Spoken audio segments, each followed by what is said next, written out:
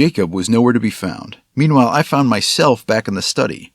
A purple satin curtain hid the freshly installed painting. At least the painting is ready, I soothed myself. One less thing to worry about. We'll sort out the Agatha business later. Looks square and centered, I sighed happily. It was nestled between the edge of a bookshelf and a weathered Eagle Land flag. There were no traces of the painting having been mounted no more than an hour ago. I took in the whole room. Normally a piece like this would have stood out.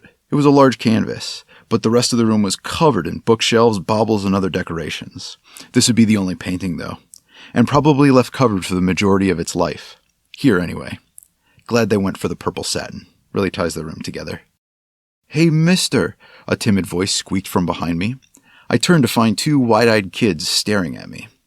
"Oh, hi there," I smiled. "I wish that I could see the painting," the older one whined. "Ha, sorry, kid, not till you're an adult," I lectured.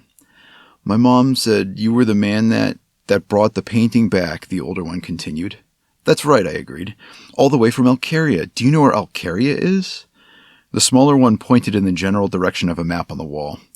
I wasn't familiar with the geography on it. No Alcaria, that's for sure. But I wasn't going to risk upsetting a kid at a client's house. "Yeah, sure, good job, kid," I said. Then the younger one blurted, "Mama also said you're an idiot." "What?" I shot back, unfiltered. Their little mouths opened silently at my brusque change in tone. To recover from my error, I cleared my throat and smiled. "What a funny thing to say." They relaxed. The older kid added context. "She said it's really dangerous there. Only an idiot would fly there right now. That's what she said." And honestly, Mama was right. "Look, kids, I'd use different words, but she ain't wrong," I conceded. "Your mama's got a square head on her shoulders. You make sure you respect her, got it?" They nodded enthusiastically at my nonsense. Then I nodded, not knowing what else to do. So I said, well, see you later, kids, and headed back into the living room, which contained no Jacob. I tried to hide myself away, but ended up in a bout of playful banter with the nephew of Sweetwater. He was also a world traveler, and a bit of a rascal. I maintained the position that mistaking someone else for your wife at an island resort while the lights were off was probably valid grounds for a divorce. The conversation was enjoyably heated when a chime rang out. Sam called out to us for all to finish up in the great room and to meet in the study in 5 minutes. The staff would see the children outside. I wished the fresh divorcee best of luck and stepped aside. The partygoers ambled from the great room to the study, which linguistically granted a hint of inferiority to the painting. And it made sense to me. The painting really was more of a study painting than a great painting, although Sweetwater had made such a fuss about it. I was surprised that we were of the same mind on this. After the room had emptied, I saw Jacob enter. He shot a micro-glance toward his crotch before looking around. Must have just come from the bathroom. We walked over to each other hurriedly. "I've been looking all over for you," I whisper-shouted. "What's wrong?" Jacob responded. "F-Bay." "F-Bay?" "Yes, F-Bay." "Okay, F-Bay." "Here." "Here?" "Yes." "Why?" "I'm not sure," I shrugged. "The agent said she was a friend of Mrs. Sweetwater." Jacob let out a sigh and looked to the study. "Oh well," he resigned. "If we get an audit, we get an audit. Nothing we can do. If we get fined, we still end up pretty positive." "Yeah, I didn't get a chance to mention," I continued. "There was a secondary verification on the flight in." "What is that?" questioned Jacob. "Hell if I know," I sighed. "There was a new form attached to the shipping container. I couldn't tell it apart from dog food." Jacob thought for a moment and then started. "Anything to do now?" I shook my head. "Not that I can think of. But I want to be proactive on this one. Maybe reach out tomorrow. I know we're begging for an audit like this, but I don't want to risk anything past a level 1. Jacob nodded in agreement. This was back when FBay had a level system on their audit process. Level 4 or above usually landed you in jail. Mostly criminals, but word got out about the few who got chewed up in the system. It was a different time. Levels 2 or 3, assuming you did nothing, you were put under observation for no one knows how long, could be heavily fined, and you could be deluged by extra paperwork or holding periods. It effectively killed one of our competitors. They closed shop just 6 months after a level 3, but they deserved it. Level 1, it's a few interviews, you were put on observation for a month, you got a fine. We'd had a level 1 before. Most of us had. The fine wasn't bad.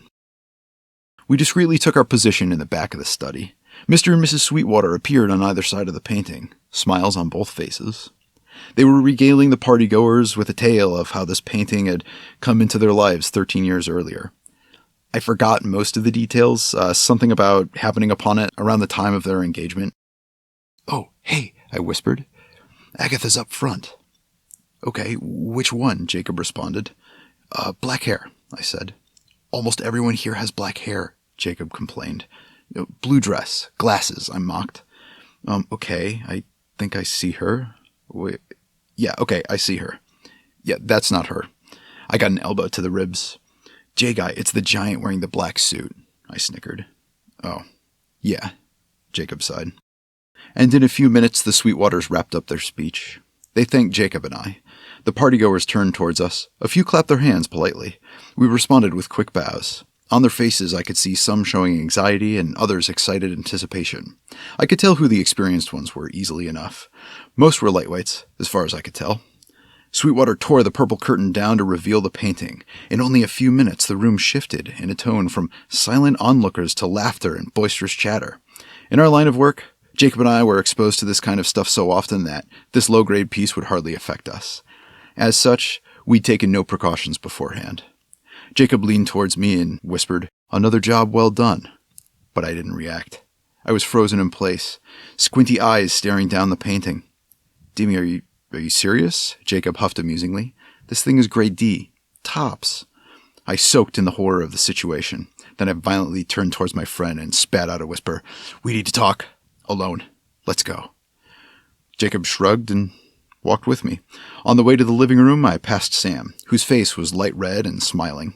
He nodded to me cheerfully, but I ignored him. We stopped by one of the food tables. My trembling hands gathered another cup of coffee. We began to quietly argue. "Maybe you shouldn't," cautioned Jacob. "What is It's the wrong painting," I muttered bluntly. "What?" Jacob leaned in. "That's not the painting that I brought over." "What are you talking about? That's the painting we agreed on." "It's not." "It is. I'm telling you, it's not. Absolutely not. I think you need to stop with the coffee." "When I get back to my briefcase, I'll show you," I pleaded.